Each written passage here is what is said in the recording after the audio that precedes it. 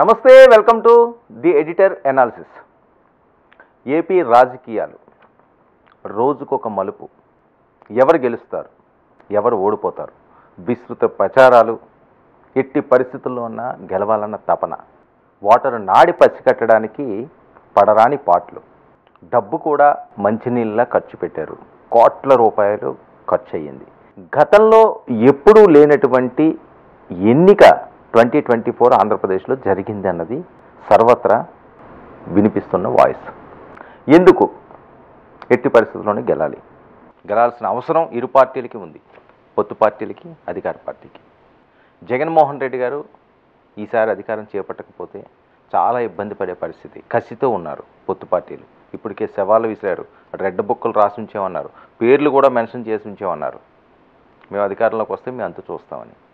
అలాంటి పరిస్థితుల్లో అధికారంగా రాకపోతే వైఎస్ఆర్సీపీకి పరిస్థితి ఎలా ఉంటుంది ఊహించడానికే ఆంధ్రప్రదేశ్ రాజకీయాలు అందని విధంగా ఉన్నాయి అనొచ్చేమో.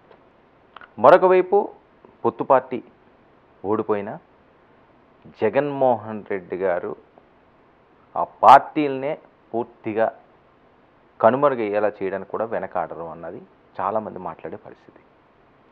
సో ఎవరికి వ్యూహాలు ఆడుకుంటాయి, ఎవరి శబ్దాలు వాళ్ళు చేసుకున్నారు, అంతవరకు బాగానే ఉంది. కానీ అసలు ఓటర్ నాటేంటి, ఎవరికి చేటు, ఎవరికి లాభం?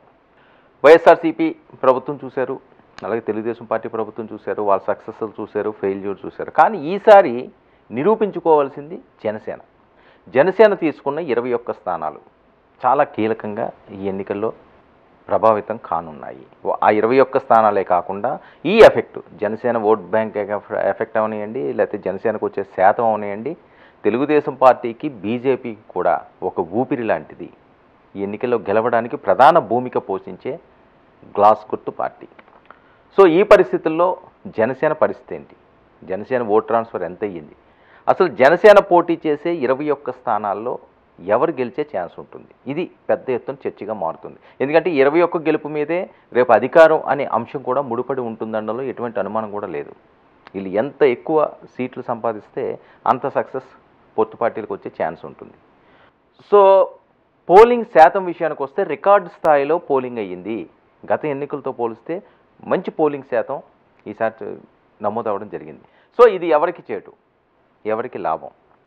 ఇది చాలా కీలకంగా జరుగుతున్న చర్చ. అసలు గతంలో ఉన్న పోలింగ్ శాతం ఎంత 2019లో, ఇప్పుడు నమోదైన పోలింగ్ శాతం ఎంత? ముఖ్యంగా జనసేన పోటీ చేస్తున్న 21 స్థానాల్లో పోలింగ్ శాతం ఏ రకంగా ఉంది వివరంగా తెలుసుకునే ప్రయత్నం చేద్దాం. అంతేకాకుండా అక్కడ గెలుపోవటంలో కూడా ఒకసారి పరిశీలిద్దాం. జనసేన ఉన్న నియోజకవర్గాలు మాత్రమే మనం ప్రజెంట్ చేస్తున్నాం, ఆ పర్సంటేజ్లు అవిని. నెల్లిమర్ల వెళ్దాం.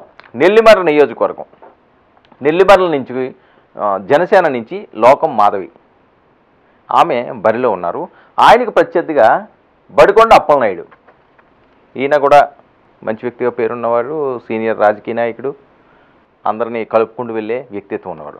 అయితే గతానికి ఇప్పటికీ ఓట్ డిఫరెన్స్ మనం చూద్దాం.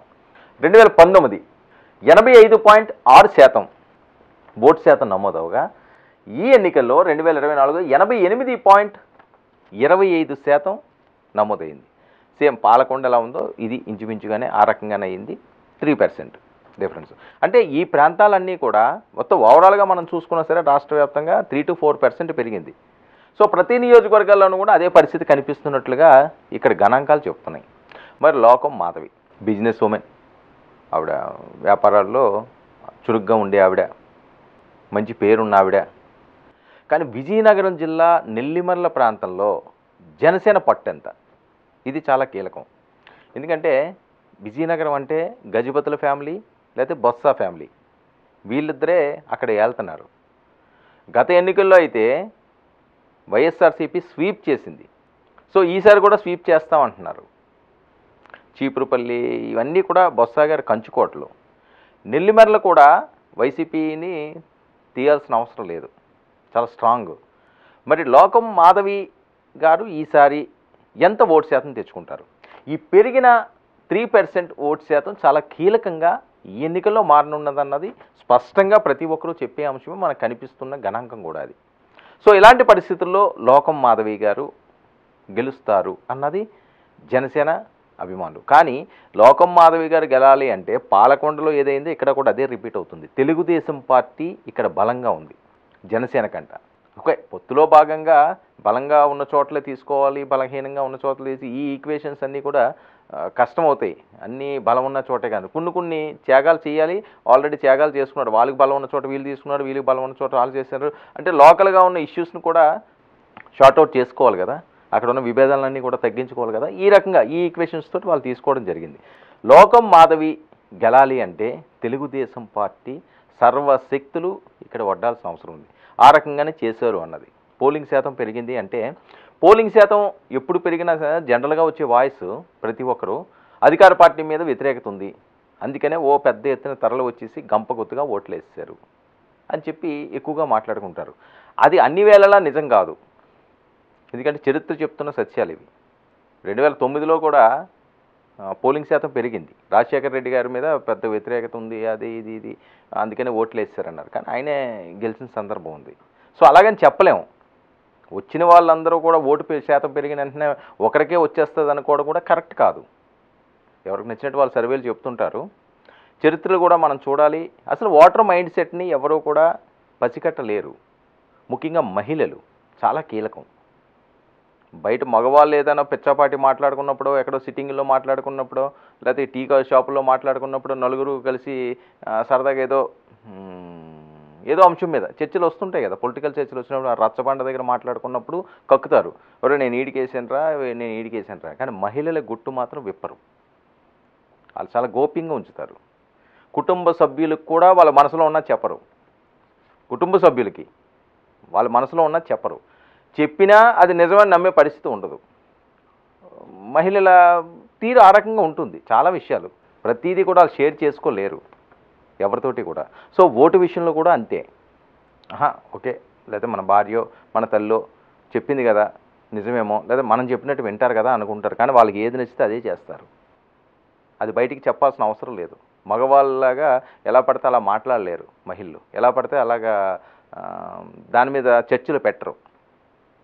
సో మహిళా ఓటు చాలా కీలకం ఈ ఎన్నికల్లో. ఇద్దరు పార్టీలకు కూడా మహిళా ఓట్ల మీదే ఇప్పుడు పెద్ద ఎత్తున చర్చ జరుగుతుంది. ఎవరు గెలుస్తారో ఆంధ్రప్రదేశ్లో చెప్పలేని పరిస్థితి.